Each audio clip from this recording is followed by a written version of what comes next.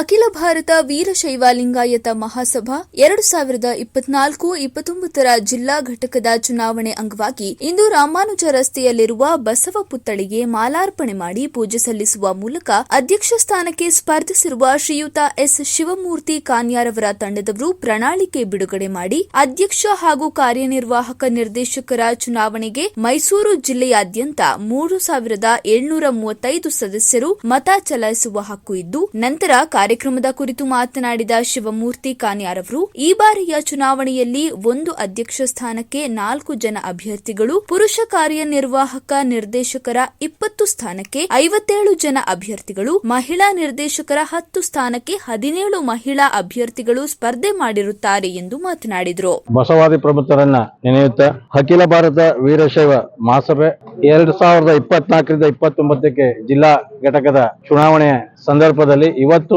ಮೈಸೂರು ಜಿಲ್ಲೆಯ ಚುನಾವಣೆಯ ಪ್ರಚಾರಕ್ಕಾಗಿ ನಾವೆಲ್ಲರೂ ಇಲ್ಲಿ ಸೇರಿದ್ದೇವೆ. 2024 ಚುನಾವಣೆಯಲ್ಲಿ ನಾವೆಲ್ಲರೂ ಅಧ್ಯಕ್ಷರು ಮತ್ತು ಕಾರ್ಯ ಸಮಿತಿ ಸದಸ್ಯರಾಗಿ ಇಲ್ಲಿ ಸೇರಿ ಇವತ್ತು ಮಾಲಾರ್ಪಣೆ ಮಾಡಿ ಪ್ರಚಾರವನ್ನ ಪ್ರಾರಂಭಿಸ್ತಾ ಇದ್ದೇವೆ. ಅಖಿಲ ಭಾರತ ವೀರಶೈವ ಮಹಾಸಭೆಗೆ ಈಗಾಗಲೇ ವಿವರವಾಗಿ ಚಂದ್ರು ಅವರು ಹೇಳಿದ್ದಾರೆ. ಕಳೆದ 5 ವರ್ಷಗಳಿಂದ ನಾನು ಅಧ್ಯಕ್ಷನಾಗಿದ್ದೆ. ಕಳೆದ 5 ವರ್ಷದಲ್ಲಿ ಸುಮಾರು 30 ವರ್ಷಗಳಿಂದ ಮೈಸೂರು ನಗರದಲ್ಲಿ ವೀರಶೈವ ಮಹಾಸಭೆಗೆ ನಿವೇಶನವಿರಲಿಲ್ಲ. ಕಳೆದ ಸಾರಿ ಮೂಡಾದಿಂದ 145/140 ನಿವೇಶನವು ಮಂಜೂರಾಗಿದೆ. ಆ ನಿವೇಶನದಲ್ಲಿ ನಾವು ಒಂದು ಭವನವನ್ನ ಕಟ್ಟಿ ಅಲ್ಲಿ ಒಂದು ಇದನ್ನ ಗ್ರೌಂಡ್ ಕಮರ್ಷಿಯಲ್ ಮಾಡಿ ಮೇಲ್ಗಡೆ KSIS ಕೋಚಿಂಗ್ ಸೆಂಟರ್ ನ ಮಾಡಬೇಕು ಅಂತ ಇದ್ದೇವೆ. ಹಾಗೂ ವಿದ್ಯಾರ್ಥಿಗಳಿಗೆ ವಿದ್ಯಾರ್ಥಿ ನಿಲಯ ಮಾಡಬೇಕು ಅಂತ ಇದ್ದೇವೆ.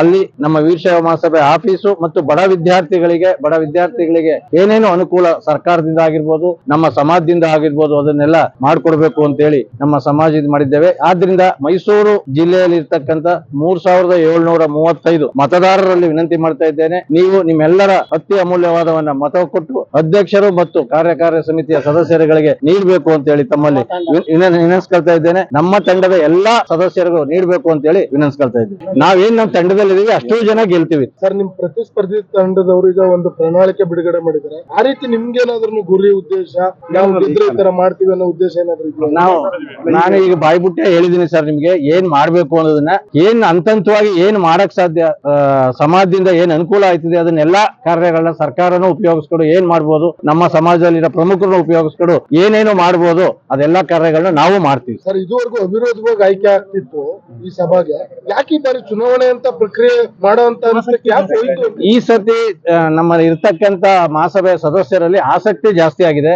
ಇವ್ರಾಗ್ಬೇಕು ಅಂತ ಒಮ್ಮತ ಬರದಿಲ್ಲ. ನಾವು ಒಂದ್ ಗುಂಪು ಆಯ್ತೀವಿ ಅಂತ ಹೇಳಿ ಯಾರನ್ನೂ ಬಿಡೋದ್ ಬೇಡ ಅಂತ ಹೇಳಿ ಎಲ್ಲರೂ ಭಾಗವಹಿಸಿದ್ದಾರೆ ಸರ್.